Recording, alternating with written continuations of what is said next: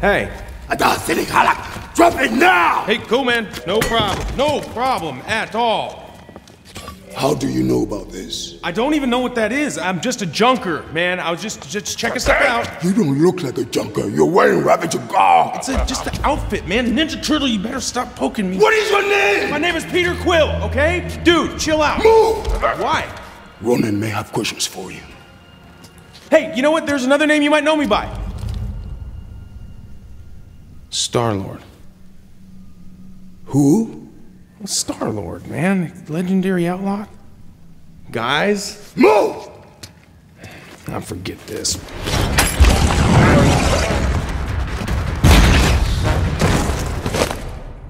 First thing of the day? All right, let's have a great Thursday, everybody. Here we go. Guardians of the Galaxy is consisted of members, all of whom are very selfish for the most part, and when they come together, they all have these individual goals of what they want, and later on they realize, you know, that they come together as a team, and they're what they want shifts, and they become one unit, and they want to, you know, protect innocent people. Ready and background action. You know, I think it's a very sort of old school male friendship where no one's feelings are talked about, and, you know, it's almost a mice and men sort of dynamic, you know, not really respecting group, but at the same time being protective. And also you kind of feel like, well, maybe it's a means to an end because that's his protection, that he's, you know, a raccoon in a lot of ways that doesn't have the ability to do things that, you know, this huge tree can.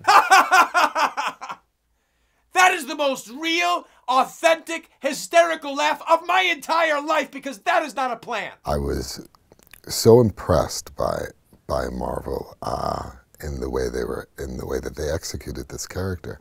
I was just saying, I feel like the execution of this character has gone further than any comic book iteration of it.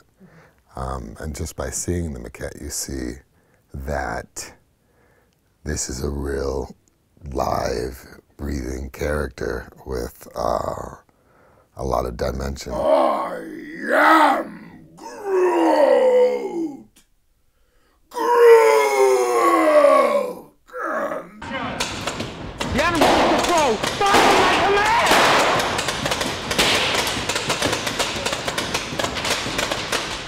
Just like super excited about the range of Drax. The range of his, you know, his emotion, because he's a very emotional character. Man, he's dealing with a lot of pain, and I wanted to get that across to people that, you know, Drax is a warrior, but he's dealing with a lot. He's heartbroken, you know. I was very moved by her being an orphan and being taken violently from her home and being subjected to a life of violence. Therefore, she grows up to be this stealth assassin, but has a heart of gold and really just wants to break away and be free.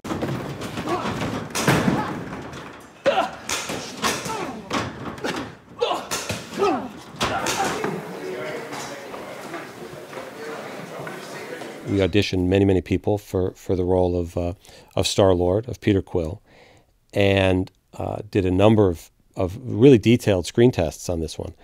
And Chris Pratt by far just won the part. He was funny. He could be cool.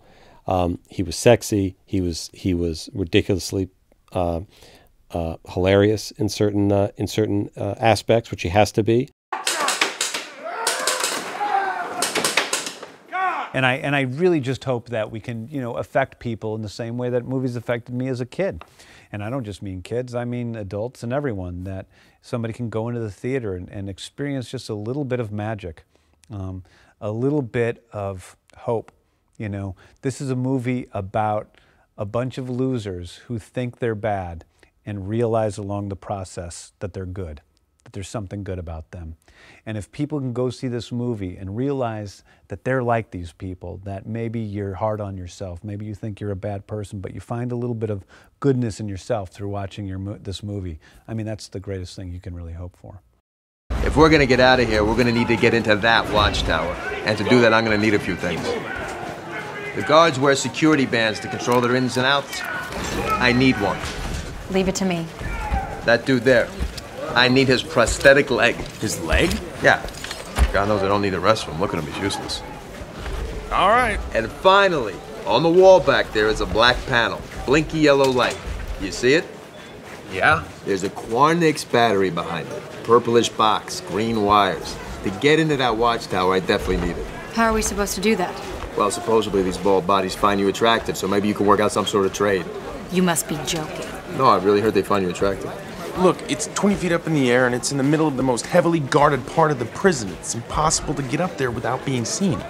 I got one plan, and that plan requires a frickin' Quarnix battery, so figure it out! Can I get back to it? Thanks. Now, this is important. Once the battery is removed, everything is gonna slam into emergency mode. Once we have it, we gotta move quickly.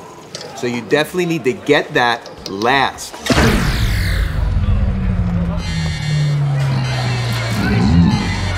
Or we could just get it first and improvise. I'll get the armband. Leg. I love all you guys, and I really appreciate everything you've given to this movie. And honest to God, I really, truly appreciate all of you. It's been a fabulous adventure for me, and I've never felt so supported in my life. So thank you all.